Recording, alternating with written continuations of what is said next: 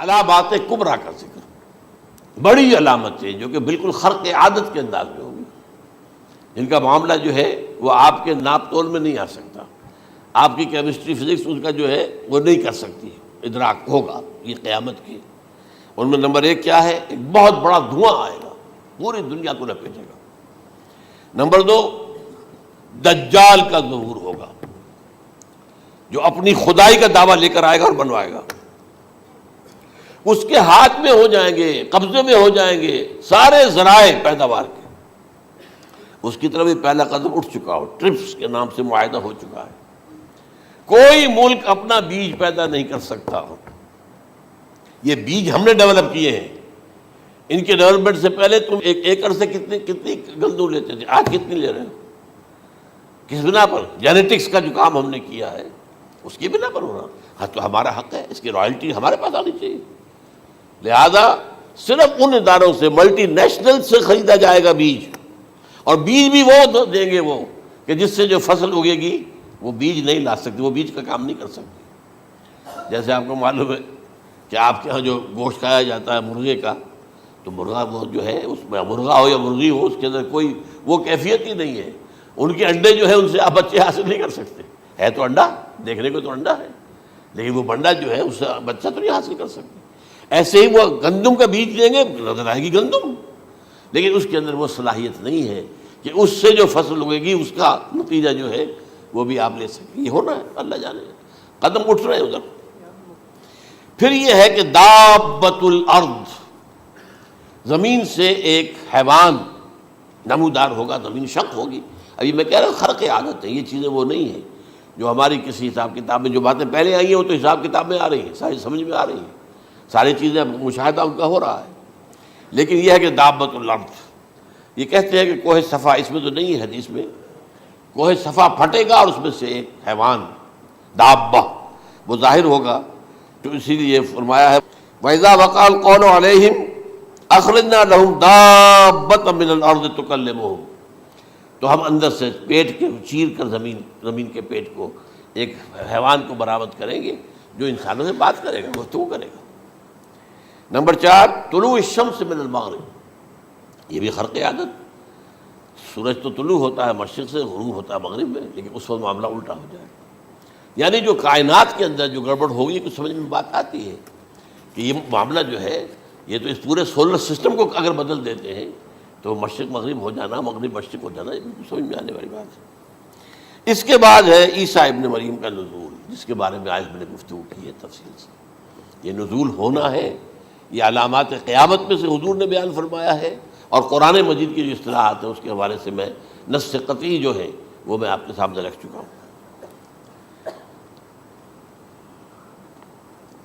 پھر یاجوج ماجوج کا ایک معاملہ ہے، یہ میں ابھی اس وقت زیادہ اس پر بات نہیں کر سکتا۔ حضرت عیسیٰ علیہ السلام کے نزول کے بعد دو کام ہوں گے، یہودیوں کا قلع قمع ختم، تمام یہود، ایک کام تو یہ ہونا ہے، اور نمبر 2 عیسائیت کا ختم ہو جانا۔ عیسائیت کی نفی کر دیں گے، بھائی تم مجھے خدا کا بیٹا بنائے بیٹھے ہو، میں تم خدا کا بیٹا نہیں ہوں، میں تو اس کا بندہ ہوں، رسول ہوں، میں نے تم سے کب کہا تھا کہ مجھے خدا کا بیٹا بناؤ۔ نمبر 2 یہ کہ وہ خنزیر کو قتل کر دیں گے، یعنی یہ تم نے خنزیر کب سے کھانا شروع کر دیا؟ میں تو تم کو نکاح اجازت دے کر گیا تھا، یہ تو شریعت موسوی میں حرام تھا، اور میں کہہ کر گیا تھا کہ یہی شریعت تم پر لاگو رہے گی، ہاؤ کم تم نے کیسے یہ؟ آج بھی بہت سے رومن کیتھولکس جو ہے وہ سور نہیں کھاتے، وہ اس میں ہے ان کے اندر کچھ نہ کچھ بات جو ہے جو حضرت عیسیٰ کی تعلیمات کا کچھ اثر ان کے ہاں ہے۔ میں تو ایک مرتبہ، یہ 1971 کی بات ہے، 4-5 دن کے لیے برسلز میں رکا تھا، اس لیے کہ وہاں مجھے ایک صاحب نے خط لکھا تھا کہ وہاں ایک نوجوان ہے، ابھی اس ایمان لایا ہے، اور اس کے کچھ مسائل ہیں، ہم کوشش کر رہے ہیں ان کے مسائل حل کریں، آپ بھی جا رہے ہیں۔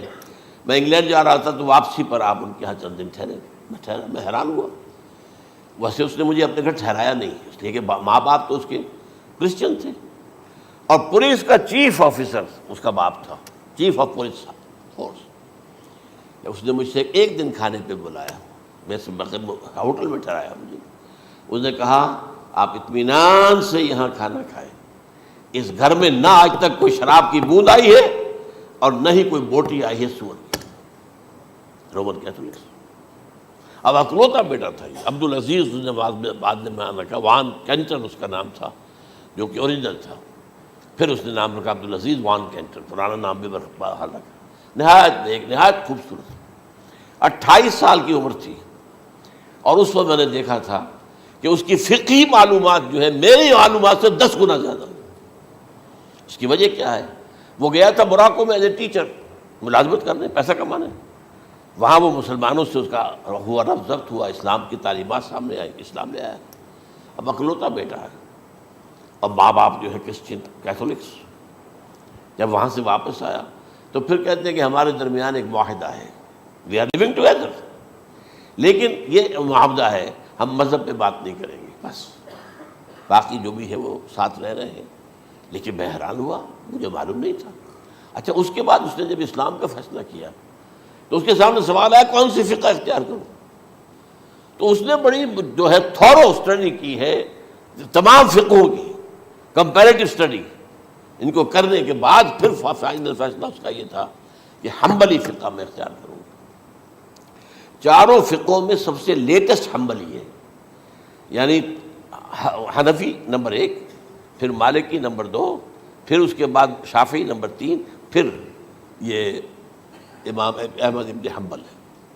اور امام احمد ابن حنبل کے زمانے تک احادیث بہت بڑے پیمانے پر جمع ہو چکی تھی، جبکہ ابھی حضرت امام ابو حنیفہ کے زمانے میں کوئی اتنا زیادہ جو ہے حدیث کا بھی ذخیرہ نہیں بنا تھا. اسی پر تو لوگ حیران ہوتے ہیں کہ زیادہ حدیث امام ابو حنیفہ کے علم میں نہیں تھی، لیکن مجال ہے کہ ان کا کوئی فتویٰ جو ہے کتاب و حدیث کے، کتاب اور سنت کے خلاف ہو. اگرچہ انہوں نے صاف کہا کہ اگر تم پاؤ کوئی ایسی سچی حدیث، پختہ حدیث جو میری کسی رائے کے خلاف ہو تو میری رائے کو دیوار پر دے مارنا اور اس صحیح حدیث کی پیروی کرنا. لیکن ویسے اس کے بعد یہ کمال یہ ہے کہ بہت ہی کوئی شاذ معاملہ ہے کہ جس میں ان کا کوئی فتویٰ وہ کتاب و سنت کے منافی ہو یا سنت کے منافی ہو. کتاب پہ تو سوال پیدا نہیں ہوتا، کتاب تو ساری ان کے سامنے موجود تھی. اس کے بعد یہ ہے کہ یاجوج ماجوج، اصل میں بتا رہا تھا آپ کو کہ جب عیسائیت بھی ختم ہو گئی، یہود ویسے ختم ہو گئے، استیصال ہو گیا، جڑ کٹ گئی. اب عیسائیت گویا کہ اسلام میں ضم ہو گئی. عیسائیت بہتری سے مذہب ختم، یہودی خود ختم. اب یہ طاقت کتنی ہو جائے گی؟ تقریباً 2/3 دنیا آ گئی. تمام اب عیسائی 2 ارب کے قریب ہیں، 1 ارب 90 کروڑ ہوں گے، یا مسلمان بھی 1 کروڑ 50-60 لاکھ ہیں. دونوں کو جوڑ لیجیے کتنے ہو گئے؟ 6 ارب کل آبادی ہے. لیکن اس کے بعد آتا ہے یاجوج ماجوج کا خروج. یہ یاجوج ماجوج میرے نزدیک چائنا اور رشیا ہے. ان کی مجموعی طاقت اتنی ہوگی اور یہ اس طرح آئیں گے ہر اونچائی پر سے اترتے ہوئے، پھسلتے ہوئے. جیسے 1962 میں جب وار ہوئی تھی بٹوین چائنا اینڈ انڈیا 1962 میں، تو وہ اس وقت کا نقشہ مجھے آج بھی اخبارات میں پڑھتا تھا تو یاد، waves after waves of Chinese soldiers were coming down the slopes of Himalayas.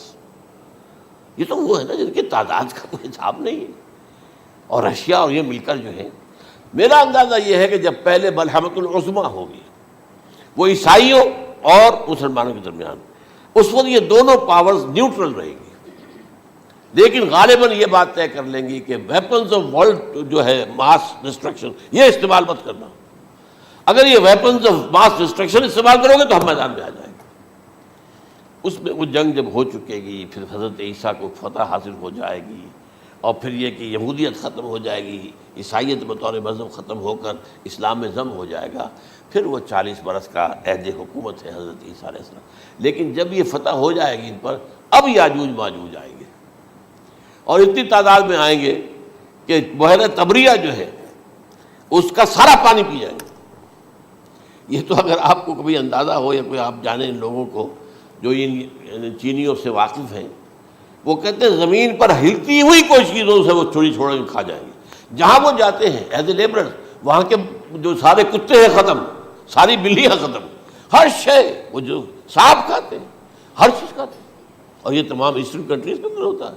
بڑی ڈیلیشس ڈشز ہیں یہ، سانپ وغیرہ وغیرہ. اور یہ جس طرح کھا جائے، پانی پیا ایک قطرہ نہیں رہے گا اس پر. تو پھر جو ہے اللہ تعالیٰ اس وقت جو ہے اس میں ایک ایسی بیماری پیدا کرے گا کہ یہ سب مر جائیں. یہ معجزے سے ہوگا. یعنی ان کے اوپر فتح جو ہے وہ عام لڑائی کے ذریعے سے نہیں ہوگی، بلکہ اس کے اوپر فتح جو ہوگی وہ اللہ تعالیٰ سے بوجھ، ایک بیماری پیدا ہوگی، سب مر جائیں گے.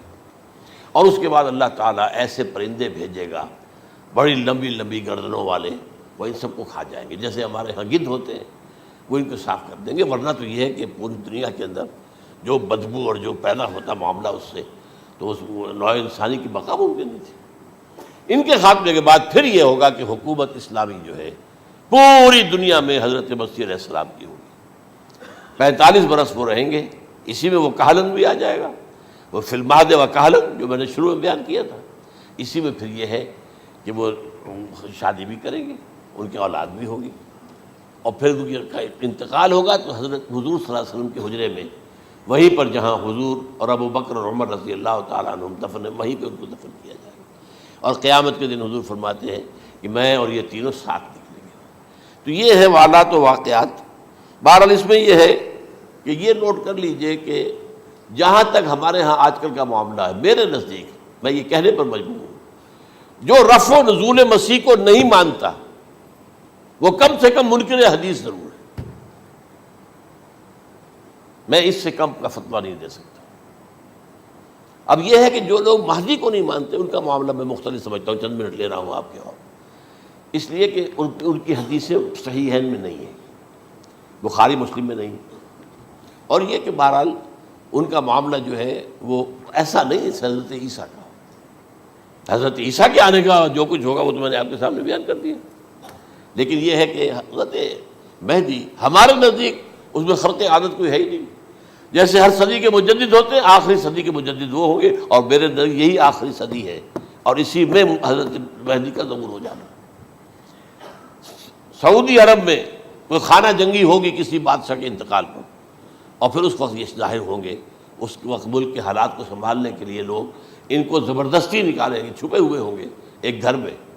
یہ حضرت ام سلمہ رضی اللہ تعالی عنہ کی روایت ہے کہ ایک بادشاہ کے انتقال پر یہ خانہ جنگی ہو جائے گی، اور ایک شخص مدینے سے بھاگ کر مکے میں چھپ جائے گا. یہ تو ہے ان کے الفاظ، میں توجیہ کر رہا ہوں. یہ لوگ ان کی طرف دیکھ رہے ہوں گے کہ یہ جو وقت آیا ہے فتنے کا ہماری قوم پر، ہمارے ملک پر، تو ان کی شخصیت ایسی ہے کہ یہ بیچ میں آئیں، صلح صفائی کرائیں، اور وہ جو ہے اس ذمہ داری سے بچ کر بھاگیں گے اور جا کر مکے میں چھپ جائیں گے.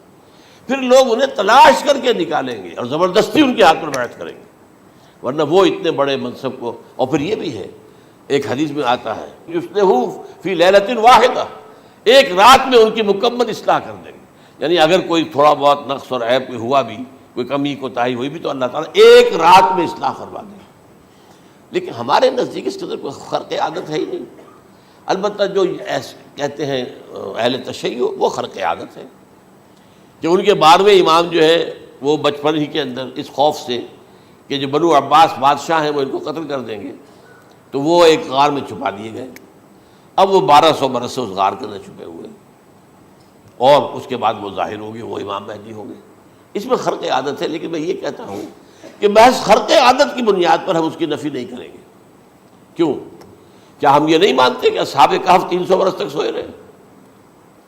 یہ کیا عام بات ہے؟ حضرت عزیر علیہ السلام اللہ نے انہیں موت دی، موت، اور 100 برس کے بعد زندہ کر کے اٹھا لیا. تو خرق عادت حضرت عیسیٰ کو ہم اتنا بڑا خرق عادت مانتے ہیں کہ اٹھا کر آسمان پر، تیسرے آسمان کے اوپر ہیں، موجود ہیں، اب بھی ہیں. شب معراج میں تیسرے آسمان پر حضور کی ملاقات ان سے ہوئی. تو یہ خرق عادت کی بنیاد پر نفی نہیں ہم کرتے. ہو سکتا ہے، لیکن یہ کہ اس کے لیے ہمارے پاس کوئی دلیل نہیں، کوئی احادیث نہیں، کچھ نہیں، اس لیے ہم اس کو نہیں مانتے. البتہ خود وجود جو ہے حضرت مہدی کا وہ کوئی عجیب بات نہیں ہے. وہ تو جیسے پہلے بھی آئے ہیں ہمارے مجددین، ایسے مجدد ہوں گے اور دین کو تازہ کر دیں گے. ایک صحیح اسلامی ریاست جو ہے وہ عرب میں قائم ہو جائے گی دوبارہ.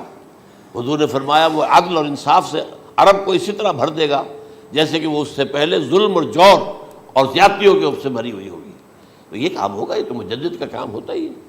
اس حوالے سے لیکن بہرحال میں نے پھر بھی کہا کہ اگر احادیث کی کمزوری کی وجہ سے کہ صحیح عین میں نہیں ہے، اگر کوئی شخص انکار کرے تو مجھے کوئی اعتراض نہیں ہے، ٹھیک ہے، لیکن جو حضرت عیسیٰ کے رفع سماوی اور حضرت عیسیٰ کے نزول کا انکار کرتا ہے وہ کم سے کم، میں انہیں اور آگے کوئی فتویٰ نہیں دیتا کہ وہ کافر ہو گئے یا یہ ہو گیا یا وہ ہو گیا، لیکن منکر حدیث کے لائن میں